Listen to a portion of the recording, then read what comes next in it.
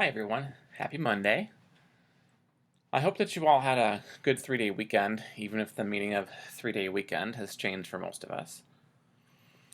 This week I want to start the week off by sharing with you some thoughts I had while I was out for one of my runs.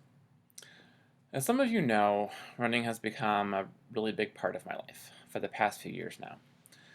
It's a way for me to maintain my physical and mental health, doing something that I have really come to enjoy. What a lot of folks don't know, though, is the extent of my running. Last year, I began running in ultra marathons, races mostly on trails that are longer than a traditional marathon. I did my first 50K, which is 31 miles, last May, and have since done two other 50Ks, a 50 miler, and two 100K events.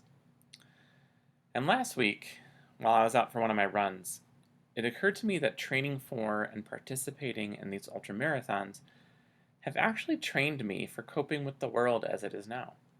The pandemic, economic insecurity, social strife over racial inequities, even the wildfires. I know that sounds strange, so let me explain. Running 100K, 62 miles in a single day, is an incredible experience, one that I couldn't even imagine a few years back. You get to see such beautiful landscapes, and you meet and run with incredible people. There's such a sense of accomplishment, victory, and pride when you cross that finish line.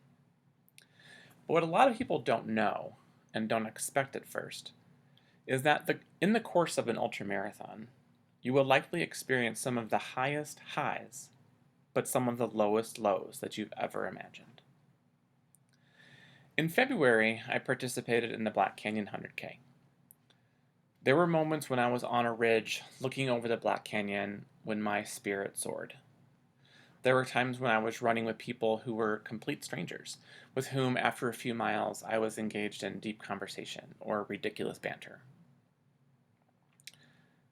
And then there were other times when I hated everything. I didn't know why I was doing this. I told myself I should quit and drop out at the next aid station.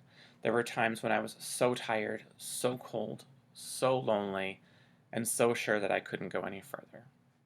I kid you not, there were times towards the end, in the dark, after the sun went down, when I was crying and cursing as I stumbled along the Black Canyon Trail. The one thing that kept me going was that I had known in advance to expect it. I knew that any physical feat like that would at times break me down both physically and mentally. And I knew from past races and from doing my research that these lows are a predictable and in some ways necessary part of the process. So let me pause by saying that there are some obvious differences. I actively choose, for whatever reason, to participate in these races, and I don't gather that anyone chose to participate in the chaos that has become our world. I also knew with certainty what the end point was. I just needed to get to the finish line, while none of us really know what the finish line looks like for what we're going through. But I will say this, and some of my colleagues will laugh because I say this all the time. It's all about managing expectations. I've learned to expect in an ultra that I'm going to experience really low lows, and so I know when that happens, I just need to keep putting one foot in front of the other until I find my way to the other side. We're all under extreme stress right now. We need to expect that stress is going to come with some pretty low lows.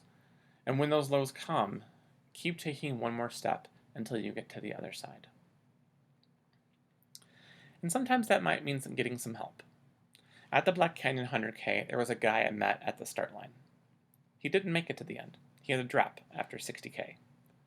But he was at the last aid station to support his friends, and he saw me there.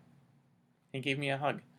He reminded me that I had plenty of time to finish, and he assured me that he would be waiting at the finish line when I was done.